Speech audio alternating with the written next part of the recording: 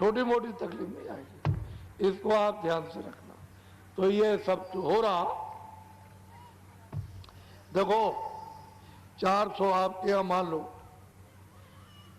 MLA है तो 400 को मंत्री बना दो सब। बिहार में इतना काम है कि अगर 2000 एमएलए सबको मंत्री बना दिया जाए और उनको काम दे दिया जाए तो पूरा नहीं कर सकते, इतना काम बिहार में पड़ा हुआ जनता का काम।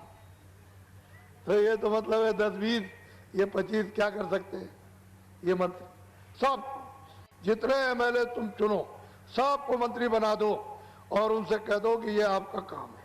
जब कुर्सी पे बैठ जाओ मंत्री की तब ये कहो मैं मंत्री हूं और ये जितने भी हैं सब मेरे बच्चे हैं।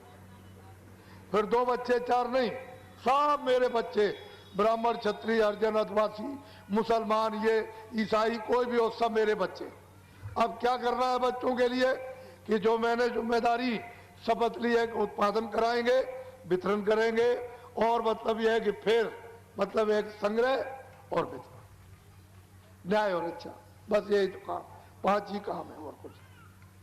उत्पादन कीजिए, संग्रह कीजिए और जहां जिसको जरूरत पड़े वो अपना सेंटर बना के दुकान जो कुछ भी दफ्तर बना करके वहां पहुंचा के और वितरण कर दीजिए और न्याय और अच्छा, बस यही चीज तो सारा देश और सारा मानव खुशहाल हो सकता है। तो आपने क्या चीज फेंक क्या दी? बरकत। अब खेती में पूरा नहीं, दुकान में पूरा नहीं पड़ता। वो जो लखपति करोड़पति है कह लगे कुछ नहीं। अब आप दफ्तर में काम करते हो 5000 पाते हो या 10 कह लगे कुछ नहीं बचता, कुछ बचता ही नहीं, कुछ नहीं बचता, ज्यादा खर्चा होगा। तो ज्यादा खर्चा होगा तो किधर से ले आओगे भाई? मतलब यह है कि हम तुम्हारी आमदनी तो 10,000, खर्चा 20,000, बाकी किधर से आए? किधर से लाओगे?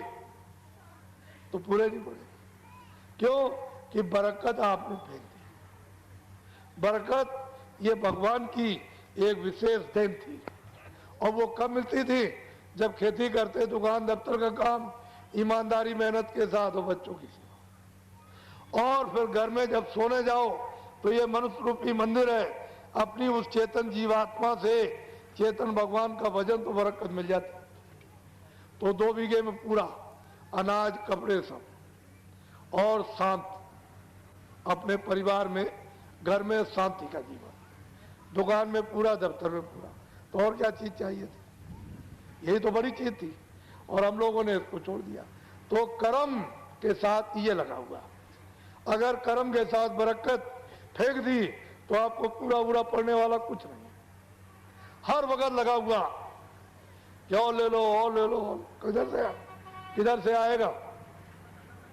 तुम पढ़े लिखे हो, ये जो तमाम 30 साल तक आपने सत्याग्रह किया और आजादी को अपने हाथ में ले लिया, विदेशी चले गए तो आपको तो सब मिल गया, फौज फाटा खजाना, ये काश्तकार स्कूल, ये सब आपको मिल गए। अब आपको क्या चाहिए था? तो आप लोगों ने क्या काम किया कि बस जला दो, ट्रेन जला दो, दुकान जला दो, कारखाना जला दो, स्कूल तोड़ दो, दफ्तर तोड़ दीजिए, ये सड़कें तोड़ डालिए, पुल तोड़िए। तो ये किसका नुकसान? आप, अरे किसकी चीज है? आप कौन बढ़ता? प्रधानमंत्री चलता रोज रोज, ये सब आपके काम आने वाली चीज। तो रोज रोज तो आप ही नहीं जाते हो, कभी नदी को क्रॉस करोगे तो कभी जाना होगा, रोज रोज थोड़ी, कभी बस पर कभी ट्रेन पर। तो आपने उसको जला दिया, तुमको दवा लेनी जानी है तो आप बस जला दी, जाओगे कैसे? उस पार जाना, बाढ़ आ गई, तुमने पुल तोड़ दिया, वैसे कैसे जाओगे? तो ये सब चीजें थी आपकी। तो आपको ये ज्ञान और बोध कराया जाता कि ये चीज आपकी, इसकी सुरक्षा रक्षा करो, ये सब आपकी काश्तकारों की है। तो प्रधानमंत्री दे देगा? वो देगा? जो आपने 42 सालों की आमदनी को सबने मिलकर के भस्म कर दिया, तो कोई अमेरिका का राज ले रहे हो? ये सोचो आप। रोज रोज रोज रोज वो जला दिया, वो तोड़ दिया, वो इतने जला दिया और करोड़ों का नुकसान कर दिया रोज रोज। ये कौन देगा? ये सब काश्तकार देंगे। वो 400 में और 500 में कोई प्रधानमंत्री एमएलए एमपी एक नया पैसा देने वाला नहीं, सब आपको देना। और जब इन्होंने देखा कि पैसा ही नहीं तो ये लोग भगे, झोली फैलाई, बाहर गए विदेश में कि भाई हमारे देश गरीब है और गरीब देश की जनता के लिए कुछ कर्जा दे दो। तो 100 खरब का कर्जा ले आए। 100 खरब यानी 100 अरब का 1 खरब, 100 अरब का 1 खरब, 100 खरब का कर्जा ये ले आए। तो प्रधानमंत्री दे देगा, तो ब्याज और कर्जा तो आपने कुछ नहीं दिया, तो किसको देना? एक खासकार इनको देना। वो प्रधानमंत्री और मुख्यमंत्री देगा, आपको देना। तो आपने इतना आज तक ये बात नहीं सोची, इस पर विचार नहीं किया और किसी ने ये शिक्षा नहीं दी। अगर भैया राष्ट्र के और जनता के लिए, मानवता के लिए, सबको मतलब ये खुशहाली, अमन के लिए, शांति के लिए, सबको नैतिकता के लिए शिक्षा देनी जाए, कुछ नहीं। मारो काटो, उसको मार दो, उसको मार दो, हिंदू मार दो, मुसलमान मारो, ईसाई मार दो, ब्राह्मण और क्षत्रिय मार दो, हरिजन मार दो।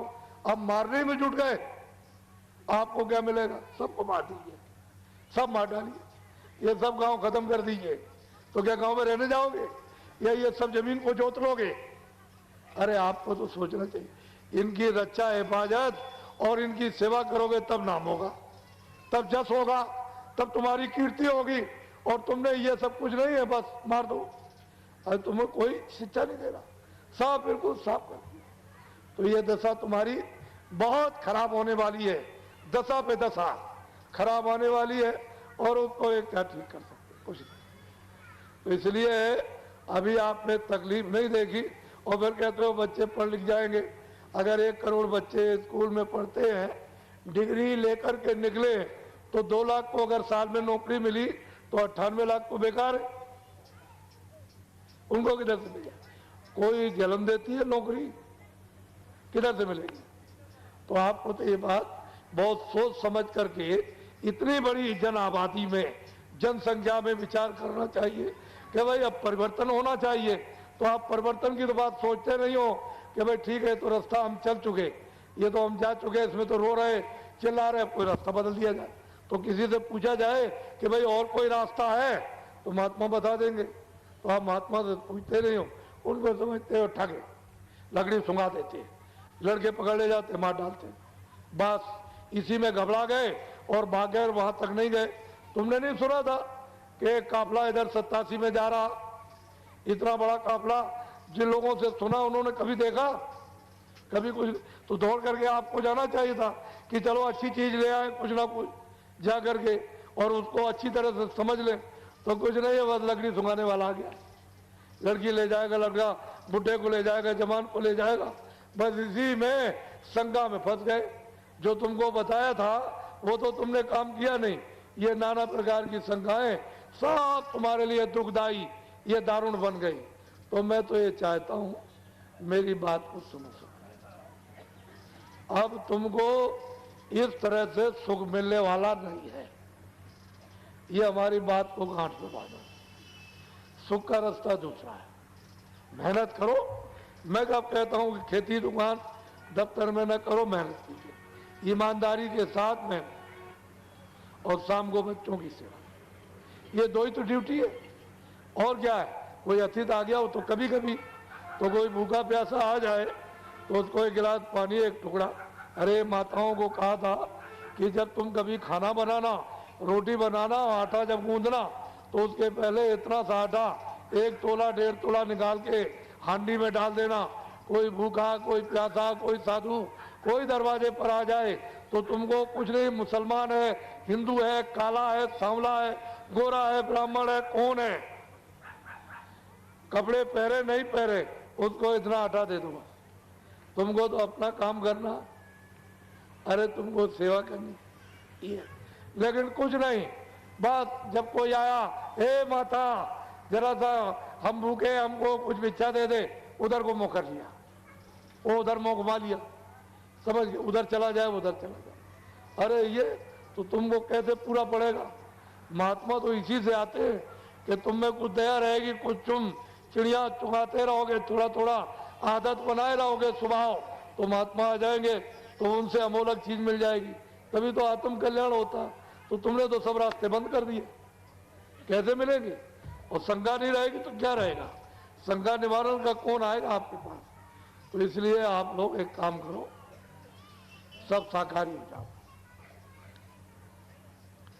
शुद्ध आहार, अनाज, सब्जी, फल, दूध, घी का। अशुद्ध आहार मत खाओ। कोई भी हो, पशु, पंछी, आदमी। अब देखो, कोई कहता है अब तो बच्चे का बलि लेंगे, कोई कहता हम उसका बलि लेंगे, कोई कहता हम औरत का बलि लेंगे, गाय और बकरे का बलि लेंगे। अरे भाई, देवता कहता है कि तुम आकर के चढ़ाओ।